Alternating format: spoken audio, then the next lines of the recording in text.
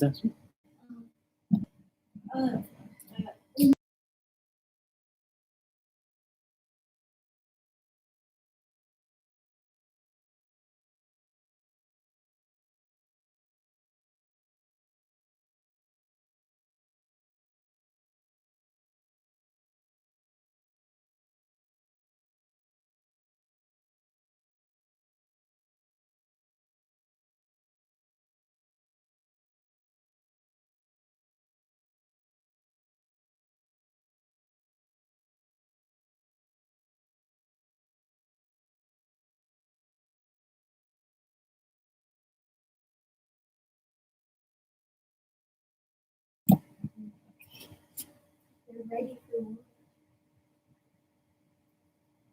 Assalamu alaikum wa rahmatullahi wa barakatuh. I'm hoping the viewers are able to listen to my voice properly. Inshallah. And if somebody can put that in the chat screen.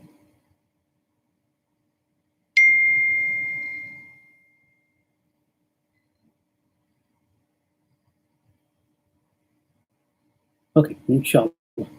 So let's go ahead and begin. Alhamdulillah bil alamin wassalatu wassalamu ala rasulih al-kareem wa ala alihi wa sahbihi ajma'in. Amma ba'd. Assalamu alaikum wa rahmatullahi wa barakatuh. Jazakallah khair, everybody, for joining us for this series of, inshallah, what we call as Emaan Rush. And my name is Ali, and Brother Sajid and a couple of the brothers came up with this idea that, since all of us are pretty much stuck at home with all the children, let's do something together with the families that we can sit and, keep it very lighthearted, very casual, and at the same time, learn something about our deen and inshallah benefit. So again, I'm going to apologize ahead of time because it's the first time I'm doing this. I'm definitely not a YouTuber. But I asked some advice from my daughter, who happens to be an expert YouTube watcher. And she gave me a couple of advices. She said, Dad, don't be boring, number one. Number two, she said, tell a lot of jokes, but not dad jokes. Okay, so that's going to be a little problem because all I know is dad jokes.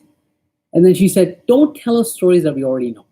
Okay, so those were her three advices to me. So I'm going to try to see how much I can abide by them. So, and then before that, what is the goal of all of this, right? The goal of all of this is obviously, we're going to sit together as a family and inshallah learn something. But the more important goal is we get something out of this, and that is get some closeness with Allah subhanahu wa ta'ala. Build our iman a little bit, inshallah. So, without any further delay, I'm going to, inshallah, start. And again, there's going to be a lot of conversation over here, and you guys feel free to chime in with the live chat if you have some comments or if you'd like to share something. But the goal is we're going to talk about, whatever's going on, and then throw in some stories, which inshallah will be very beneficial for the kids. So let's start about talking about the hot topic, right? And we all know what everybody's talking about, right? Everybody's talking about the Bucks. The Milwaukee Bucks are doing awesome this season. We're going to hit the playoffs. We're going to win the NBA championship, and it's going to be amazing. All right. So, sorry, let me just check this message over here. Okay. Oh, that was last year. The Bucks are not playing this year. As a matter of fact, the NBA is completely out. As a matter of fact, everything is completely out, and we're pretty much locked. So, my first dad joke. What's going on is what we call as the coronavirus, right? Everybody's talking about that. It's kind of going on. Everybody is crying because of the coronavirus. And the question is this something dangerous, number one? I'm going to excuse myself for 1 minute over here, okay?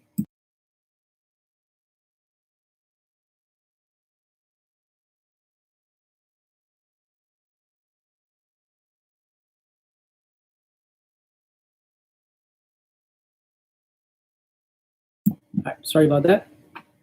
So, so yeah, I mean, everybody's worried about it. It's out there. Reading the news. People are getting sick, and yeah, it is something serious. It's something to worry about. Uh, so, but there's some good news. The good news, Alhamdulillah, is that we're Muslims, and as Muslims, we have a completely different mindset, a different set of thinking. Now, we want to be careful, obviously. We want to do what's right. We want to be making sure that we're safe. At the same time, we don't panic. We don't panic. Okay? Now, I'm going to start out. We're going to come with a story after this hadith. And I want you to listen to this hadith very carefully. It's an amazing hadith. And the Prophet ﷺ is saying this to his cousin. His cousin, his name is Ibn Abbas. And they're basically riding together. And imagine the scene. Okay, it's a pretty interesting scene. Prophet ﷺ is riding, and his cousin Abdullah ibn Abbas is riding with him. And the Prophet ﷺ says to him, Ya ghulam, young man, I will teach you some words. Be mindful of Allah, and He will protect you. Be mindful of Allah, and you will find Him before you. If you ask only from Allah. If you seek help only from Allah. And this is the part that we need to concentrate on, because this is very relevant to us. Know that if the nations gather together to benefit you, they will not benefit you unless Allah has decreed it for you. And if the nations gather together to harm you, they will not be able to do so unless if Allah decreed it for you. The pens have been lifted and the pages have been dried. Amazing hadith. What the Prophet ﷺ is saying to us in this hadith is, no matter what happens, Allah is always in control. No matter what happens. Whether it's a coronavirus, whether it's an earthquake, whether it's a tsunami, whether it's any other disease, whether it's a job loss, whatever scenario it is, Allah is in control. Allah is always in control. And if we put our lives and our trust in Allah subhanahu wa ta'ala, we're safe. We're safe.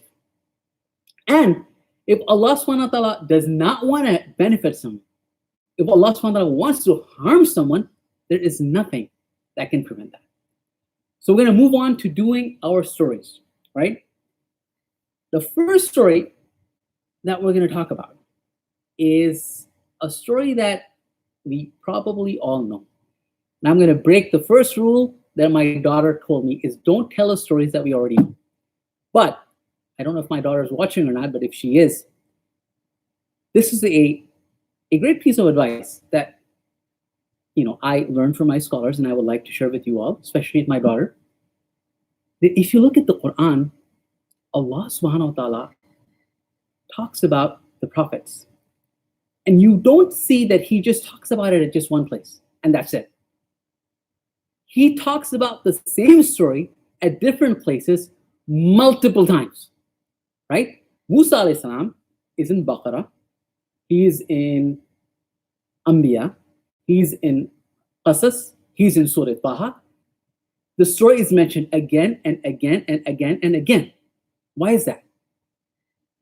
Because if you listen to what the Quran is saying, and if you're really close, and if you listen to a heart, if you listen to it with a heart of Emaan, every time you listen to the story, it's a new story. It is as if you're listening to it for the first time. You get excited.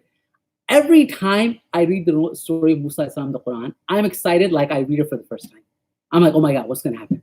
Ooh, here's the sorcerers. Oh my God, they're gonna throw their sticks.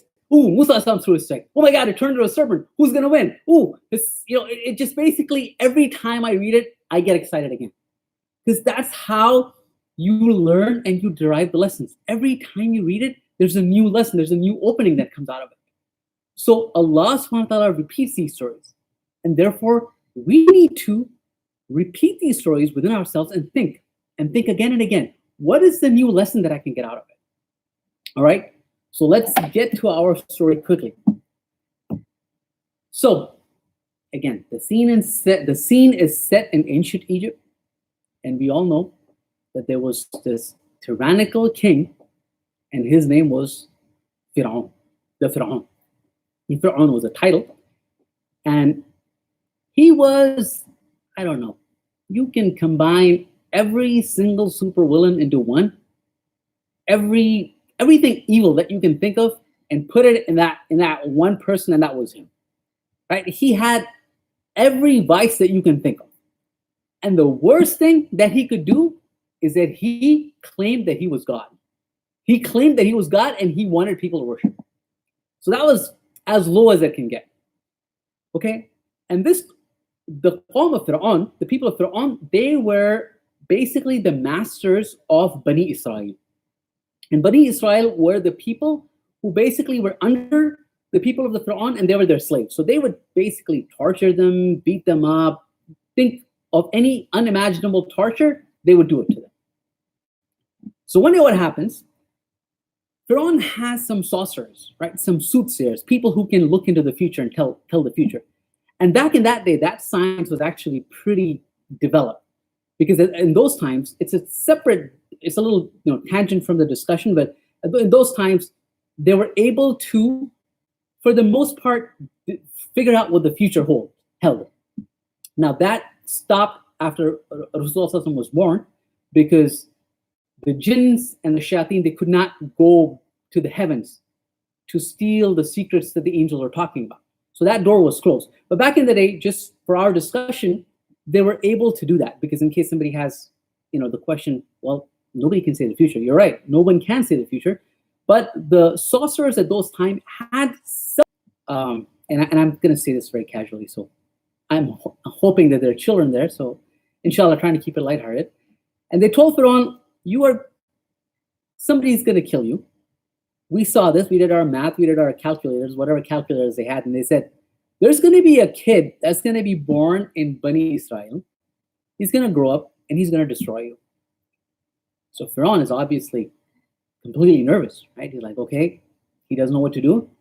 He says, all right, what I'm going to do is, let me just have every little baby boy that is born to the mothers of Bani Israel, we'll just kill him.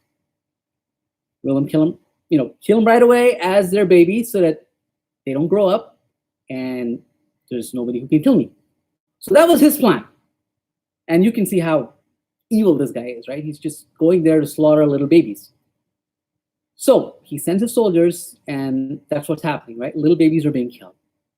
Now, Musa alayhi salam is born, right? Musa alayhi salam is born, and Allah subhanahu wa ta'ala inspires his mother to basically, when the child is born, obviously he's hungry, to suckle him, to give him some milk, and then, even though we know it, it still is mind-boggling.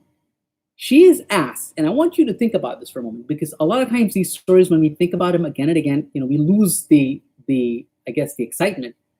But she's being asked to take her little newborn baby, wrap him up in whatever container, and then put him in the river. And that's not easy. That's not easy, right? I mean, as a mom, if there are any moms watching, think about how much of faith that takes to do that. Like, if we see our child, like, if I leave my kid alone in the bathtub, I'm worried, because kids drown in bathtubs, right? But this mother is being asked to have the kind of faith where she's wrapping her baby up in a little box and just throwing him in the Nile, essentially. Right? So that's what's being asked of her. And she does that. And then, as we know, the story goes, the baby, goes into the river, perhaps flowing with the Nile, and then the river would flow on underneath the palaces of Fir'aun, right? So the baby was going, and guess who finds him? The people of Fir'aun, right? The Al Fir'aun. They see this like little innocent baby in the water, and then they immediately pick him up, and they go inside, and there's this excitement, like they all of a sudden they found this like baby in the rivers, not something you see every day, right? And then they sort of recognize this is likely a baby from Bani Israel, right? Now, Fir'aun over here is planning to kill all the babies. Now, look how Allah subhanahu wa ta'ala is planning this. Fir'aun's wife, who happens to be a very pious lady, she sees the baby, and instantly she likes the baby right away. And she tells Fir'aun, let's not kill him. Don't kill this baby. Perhaps we will find some benefit from it. And Fir'aun, in spite of all his, absolute evil, agrees to that. He agrees to that. And now the baby, Musa alayhi salam, is basically in the house of Fir'aun. And Fir'aun is, think about it, he's trying to prevent that. He's trying to prevent and kill all the babies. And eventually the baby is pretty much in his lap, right? Now, as you know, the story goes, Musa alayhi salam's sister is there, and Allah subhanahu wa ta'ala stops or prevents Musa alayhi salam from drinking milk at all. This baby is completely, driving everybody insane in Pharaoh's household, right? He's not drinking any milk, and everybody's like, okay, do something about this baby, get him some milk. And the sister, she's right there. She says, oh, I know exactly the person for you. She goes back, tells her mom, the mom comes back, and Musa alayhi salam is now returned to his mother. Now, her reward of putting faith in Allah subhanahu wa ta'ala was he was returned safely and soundly back to her mother. Musa alayhi salam was returned safely and soundly back to his mother. Now, a couple of lessons, right? What was Fir'aun scared about? Fir'aun was scared about a baby growing up and killing him. And what did he do? He went out and he basically slaughtered every single child that was born. In spite of doing that, did his plan succeed? No, it didn't. It didn't. No matter what he did, his plan didn't succeed. And it is so interesting how Allah subhanahu wa ta'ala makes it play out. Right? It could have been that Musa alayhi salam's mom takes him, goes, way into the mountains, lives in a cave for 20 years. Musa alayhi salam comes back as a strong man, comes back, fights the Fir'aun. No. Fir'aun is basically sponsoring his own death. He is literally paying to raise Musa alayhi salam, and the same Musa alayhi salam is going to go on later on in life and fight the Fir'aun, and he's going to drown. Think about it. All right. Next, we'll go to the second story. I think we're going okay on time, inshallah. And then once I tell you the second story, then we can tie all of this up, and then we'll see how it really is relevant to what's going on right now. The second story is another story that you know. Is another story you're 100% sure that everybody listening knows this story. But again, bear with me because these are amazing stories and they're worth repeating again and again. Right? The second story is the story of Ibrahim alayhi salam. Right? Ibrahim alayhi salam is a young man. Some scholars say he was very young, close to anywhere between 7 to 10 years old. Very, very young. And of course, he's a prophet. He's inspired. And he sees all these people, making these idols, including his father. And then they make them with their own hands and they start worshiping them. Ibrahim alayhi salam sees them. He says, okay, what are you guys doing? This is absolutely insane. These things are created. You create them with your own hand and you're worshiping them. Allah is your creator. He created everything, the sun, the moon. Don't worship these idols. Of course, they're going to say, Ibrahim, go mind your own business. We don't believe you, whatnot, whatever. So Ibrahim alayhi salam comes now with an amazing plan. And you got to think about this again. Think about how brave this little child is. All right. What does he do? Everybody's gone out for the festival.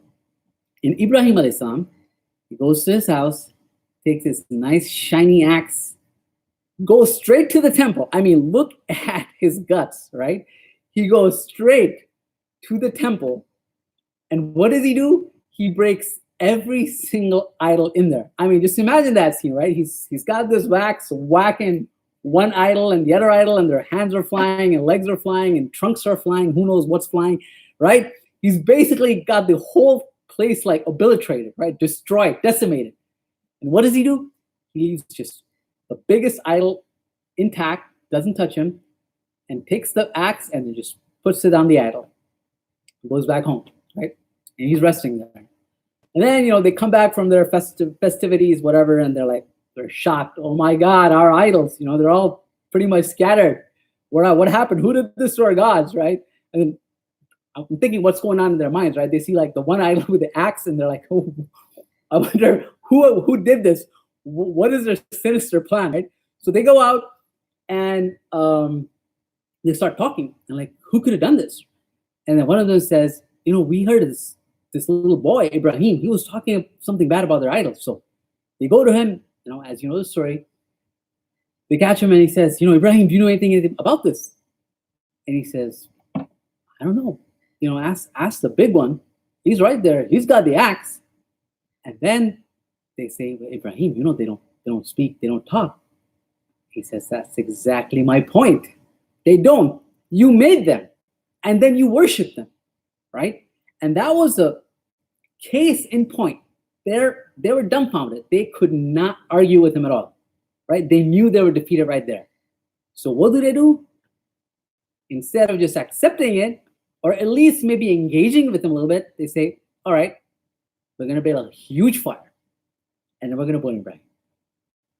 So that's exactly what they do. Again, they build this huge, huge fire, right? And they make it so huge that even they can't go near the fire. That's how big it is. So what do they have to do? They actually have to tie Ibrahim alayhi salam and put him in a catapult. A catapult is like a little sort of a machine that's going to throw, anything that you put in it far away. So they put Ibrahim alayhi salam in that catapult, and then they throw him.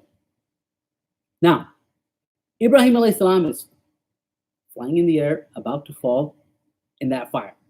And then in some of the reports, it said that Jibreel alayhi salam comes to him while he's in midair, right? While he's flying, and Jibreel alayhi salam is asks him, Ibrahim, do you need any help? And he says, did Allah send you? He says, no, I came by my own self. And he says, and I don't need you. Allah will take care of me. Now, this is the point of the story. What does fire do normally? What does fire do normally?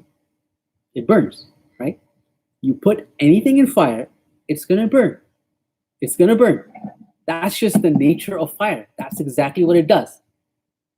And then, when Ibrahim alayhi salam now falls into the fire, Allah subhanahu wa ta'ala commands the fire.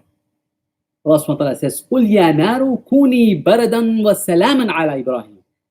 O fire, become cool and safe upon Ibrahim. So the same fire that is supposed to destroy him, that is supposed to ordinarily burn anything, is now a place of absolute security for him. And he's just walking around like it's a garden. People are shocked. Nothing happens to him, right?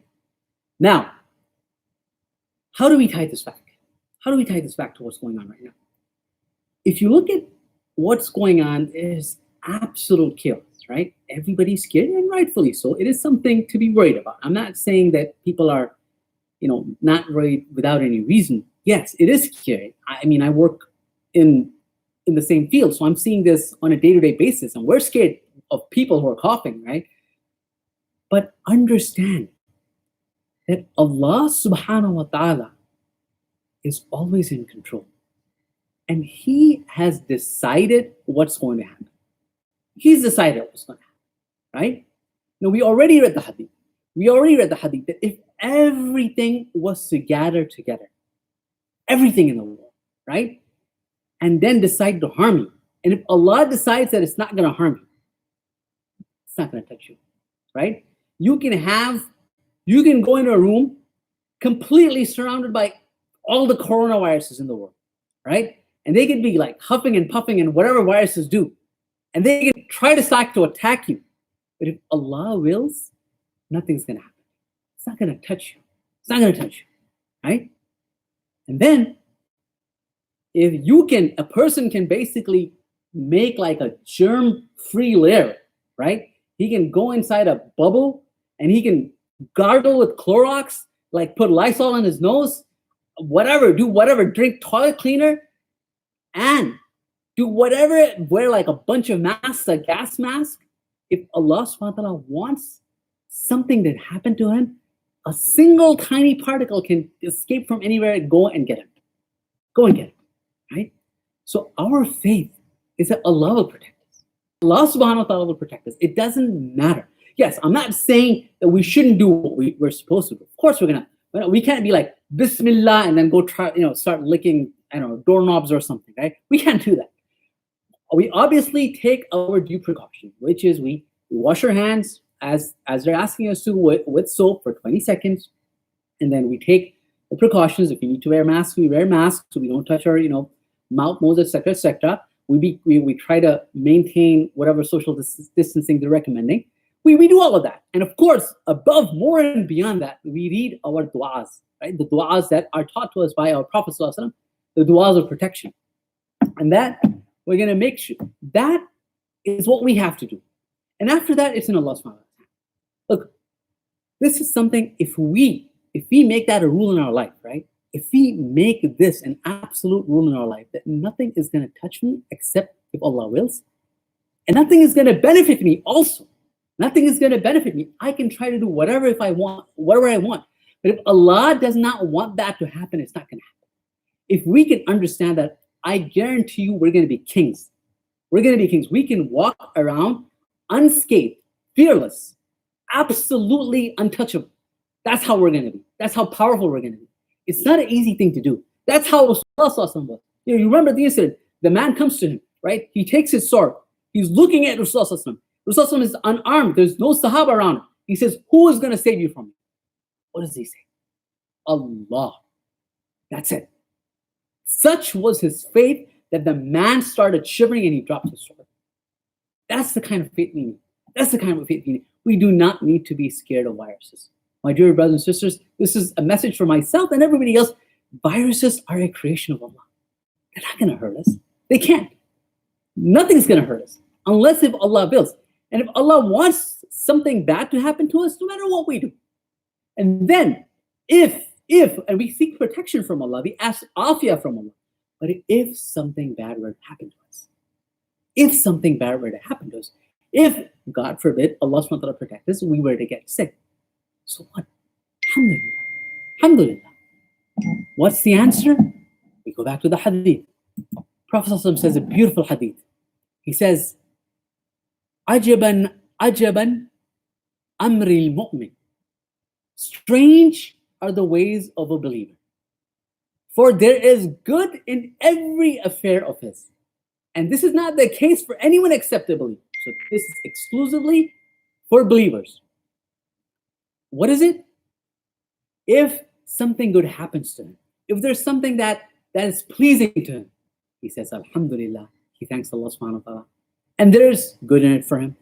And if he gets into trouble, something that is unsettling for him happens to him, he says, Alhamdulillah again, and he shows patience. So both conditions are good for us. We do not lose. We never lose. Alhamdulillah, as Muslims, we are always in a win-win scenario. Whatever happens to us is good. Allah subhanahu wa ta'ala is always in control. Allah subhanahu wa ta'ala is always going to save us. May Allah subhanahu wa ta'ala always protect us. So inshallah, that was a few short stories. Again, probably, like I said, stories that, maybe inshallah you benefited from it. Hopefully, we'll continue this. That's our plan, inshallah, that, we're locked. We can't go anywhere. So why not? Let's sit together as a family. I'm not sure how many kids, how many adults are out there, but it'll be a good thing that we can sit together. And inshallah, we're going to have a very light-hearted conversation just like this. Tomorrow, inshallah, I have another story.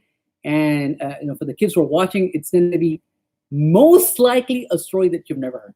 This is going to be interesting. Most likely. I mean, some of you may have heard it, but it's actually a very amazing story. So I encourage you, if you guys are there tomorrow, inshallah, you can listen to it, and it will not be a repeat story. I hope my daughter joins tomorrow. We'll see what happens. But inshallah, we make dua to Allah subhanahu wa ta'ala that He subhanahu wa ta'ala protects us. May He subhanahu wa ta'ala protect the Muslimin around the world, especially the people that are, again, there are a lot of people that are actually facing this. And alhamdulillah, at least we're people that are in a relatively safer environment. But there are people out in countries, in Muslim countries, that really don't have the resources that we do. So we ask Allah subhanahu wa ta'ala to protect every single one of us. We ask Allah subhanahu wa ta'ala to increase our iman. We ask Allah subhanahu wa ta'ala to make us come out of this as better Muslims, as better Muslims. So inshallah, jazakallah khair for joining. If I took some extra time, I'm sorry. I think I just this went over 2 minutes, but you guys can't go anywhere anyway, so you're stuck. So yeah, I mean, I don't really want to necessarily open the floor to questions, but alhamdulillah, we have a scholar in our gathering who's going to back us up. So if there's anything that questions, comments, anything that you guys want to put on the chat, please go ahead. If not, we'll wind it up. So